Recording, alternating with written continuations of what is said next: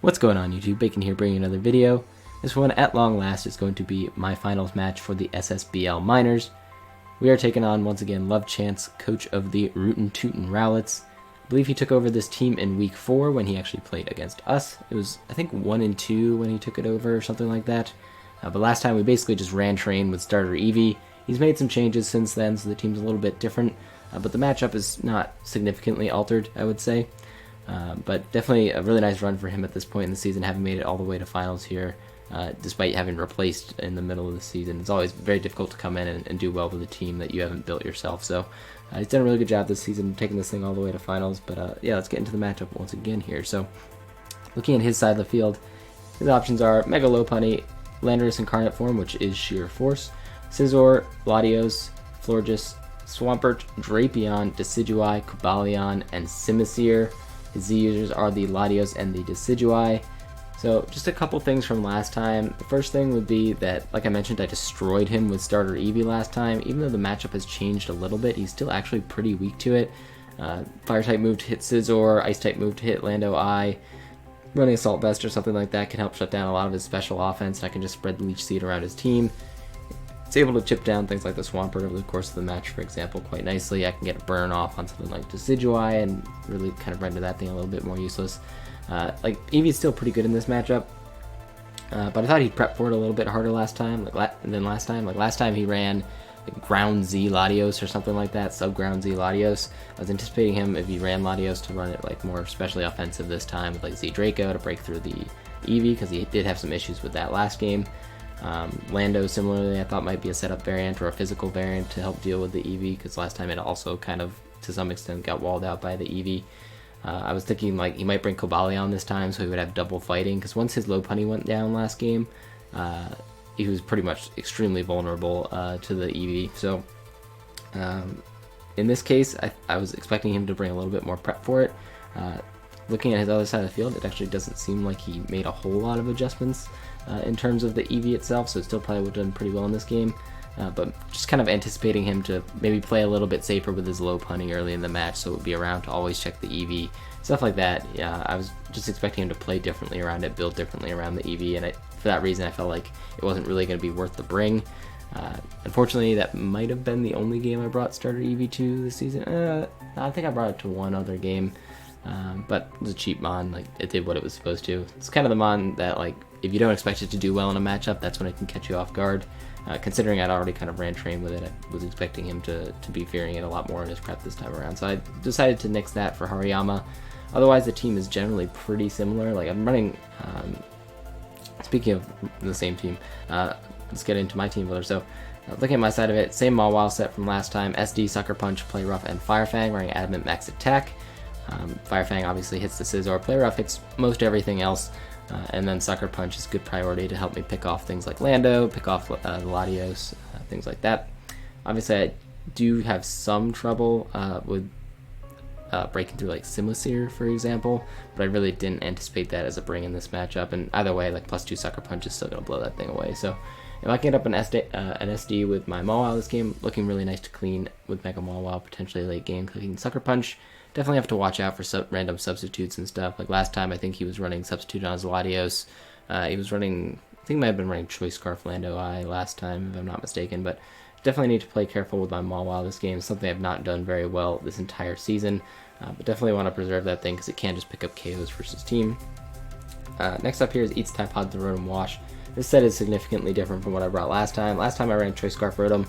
But in this case, I felt like, since I was running the SD on Mawile and I have other setup in the back that you'll see in a second, I wanted to run a dual screens variant of Rotom Wash here. So I'm running Light Clay with Light Screen and Reflect, as well as Volt Switch and Hydro Pump, running max HP pretty close to max speed def, so I can take on the Lando-I a little bit better over the course of the match. Not an amazing switch in, but I can take some hits from him.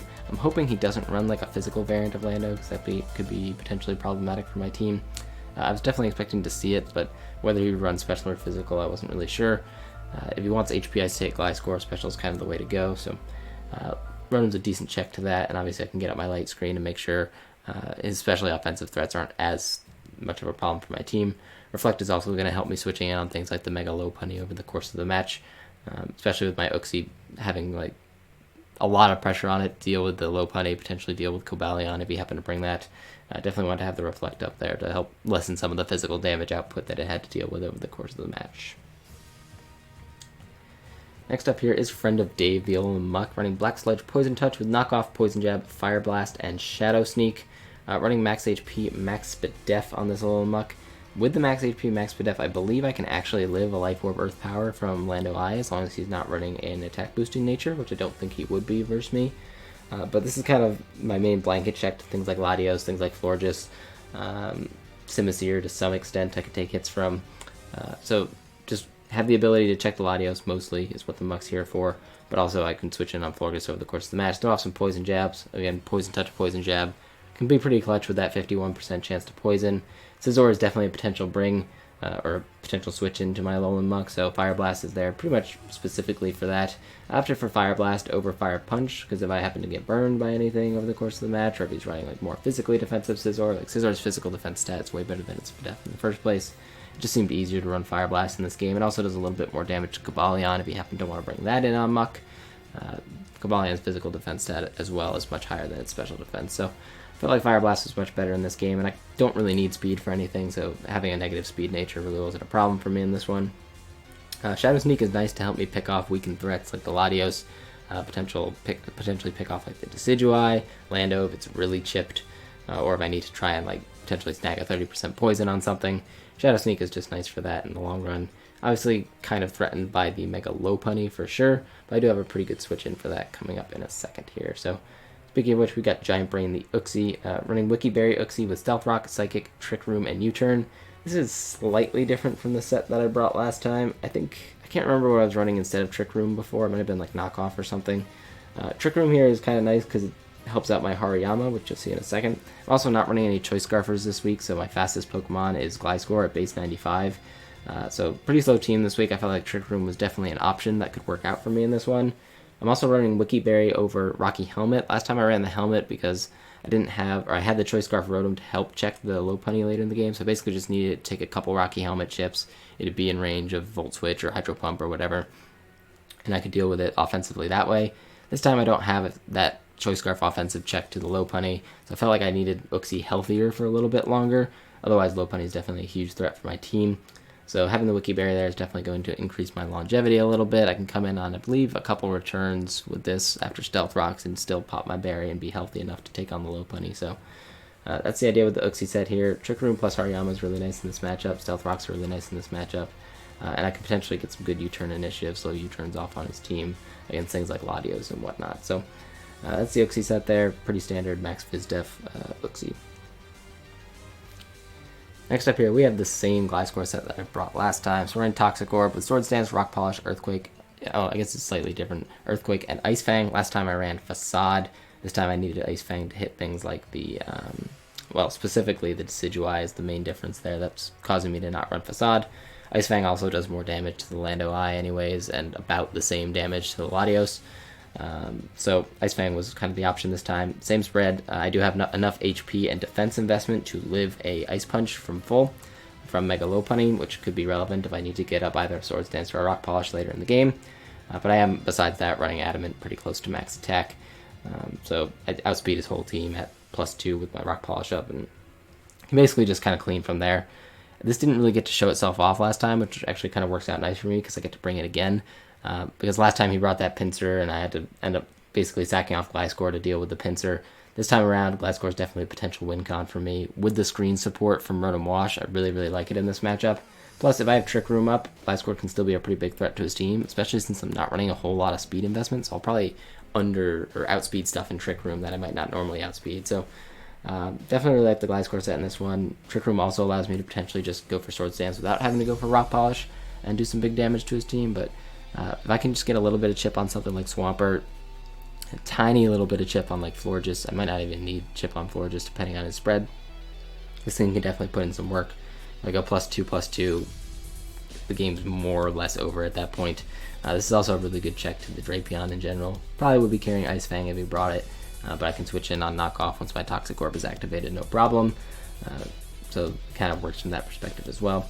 Like I mentioned though, chip on Swampert, little bit of chip on Scizor, and after that, +2 Earthquake plus Ice Fang pretty much nukes everything. So, yeah, that's the Gliscor set here. And then lastly, we've got Hariyama the Hariyama, Yo Mama the Hariyama, running Flame Orb Guts with Fake Out, Close Combat, Knockoff, and Facade, running Max Attack with Adamant Nature.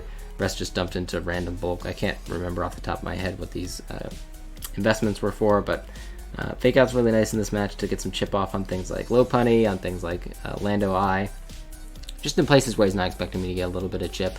Also can help me get my Flame Orb activated early in the game, potentially even at lead.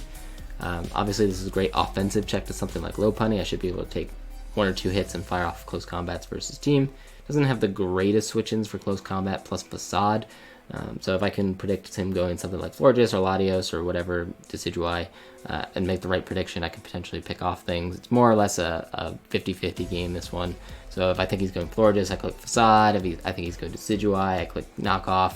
And if I think he's going anything else, I pretty much click Close Combat and do some huge damage. So under Trick Room, definitely a big threat in this one, but really just need him to break something. If I get that chip damage off on Swampert, if I can KO Scizor, whatever it might be with the Hariyama, that'll be really, really useful for me in this match. So that all being said, let's get into the matchup here. As you can see, he brought the Florges, Decidueye, Lando Eye, Scizor, Swampert, and Lopunny. Pretty glad to not see the Latios. Like, despite having the Alolan Muck, Latios is still a huge problem for my team. I could understand, though, why he might have difficulty finding a good set, because you have to deal with the Muck, you have to deal with the Mawile going for Sucker Punch, so like last time he ran Substitute, as I mentioned, which is nice tech, but also takes up a move slot. So he might have just felt it was too many move slots for the Latios to try and bring that. Otherwise, I'm also glad to not see the Cobalion. That means my Uxie is going to be a little bit more freed up to just deal with the Lopunny itself and not really have to worry about anything else. Decidueye could potentially be a little bit of a threat versus me, like an SD set, but I do have a little Muck to help deal with that. Not really sure what Decidueye gets that might be able to hit the Muck. I don't know if he gets like Dig or something weird. He could run like Ground Zeon or whatever, but I do Resistance Tool Stabs at the very least, and I think he'd probably be carrying Shadow Sneak for my Blacephalon anyways. But yeah, just kind of at lead here. I've got a couple of options. I could lead with Mawile straight up, but I don't want to lead poorly against the Lando Eye. So I believe what I'm going to do here is just lead off with the Rotom Wash. More often than not, if you have a Rotom form, it's not a bad lead option because you can Volt Switch out, you can do whatever. In this case, I'm thinking potentially start getting up screens early in the match, and obviously I threaten out the Lopunny, potentially going for a Will-O-Wisp. But he actually just leads off with the Swampert, so I'm just going to go right for my Light Screen. I don't have Defog on this team, so if he wants to get up rocks, it's whatever. But what I'm just going to do is get up my Light Screen here. It's going to help me out against the Lando, it's going to help me out against Florges and Swampert Scalds as well. But Florges comes out here, I'm just going to Volt Switch out. I don't want him like defogging away my screens or whatever as I go for another one, so Volt Switch is fine. Just goes back into the Swampert, which is not too much of a problem for me. I could go for Hydro Pump and get some chunk damage off on this, but I'd rather just go into Hariyama, get my Flame Orb activated on something that I know can't go for knockoff, and just start pounding away at his team. So he goes for Stealth Rock here, that's fine. Like I mentioned, I don't have removal, don't particularly need it in this game anyways. So I'm just going to go out into Hariyama here, get my Flame Orb activated, and click Knockoff. Knockoff did one of two things. It either got the chip damage I needed on Swampert, as he's going to allow me to, or it caught the Decidueye coming in. Even if he went Florges, still would have done some good damage, removed an item. So Knockoff I felt like was my best play there. Here I'm going to go for Facade, predicting him to go out into Florges. Unfortunately, he goes out into Decidueye instead. So like I mentioned at the beginning, it's going to be kind of a guessing game, or it was always going to be kind of a guessing game with the Hariyama. Unfortunately, I didn't double Knockoff there. That would have been a great play and removed the Decidueye, but you know, no big deal. Hariyama's basically done his job here in terms of chipping the Swampert, even though it doesn't look like it's done a whole lot this game, so I'm just going to leave it in to eat this Leaf Blade. I believe he said after the game he was adamant Decidueye, so that crit did not matter. Or probably did not matter. I think the roll was heavily in his favor or something, so that crit didn't matter.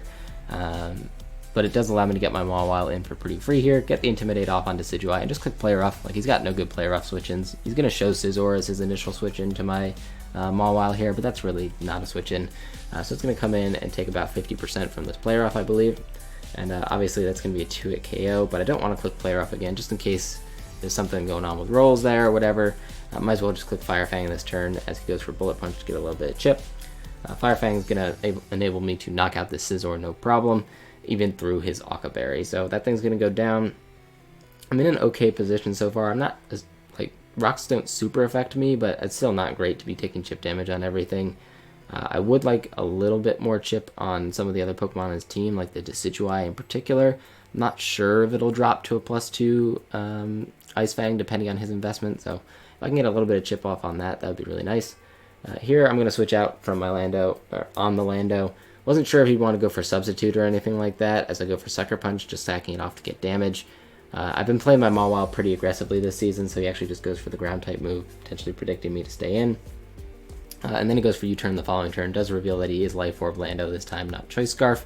But that's going to allow me to go right for Volt Switch myself. There was no way he was staying in with Lando on a Rotom Wash, so Volt Switch was pretty free there. And it does get me that little bit of chip on Decidueye that I think I might have needed.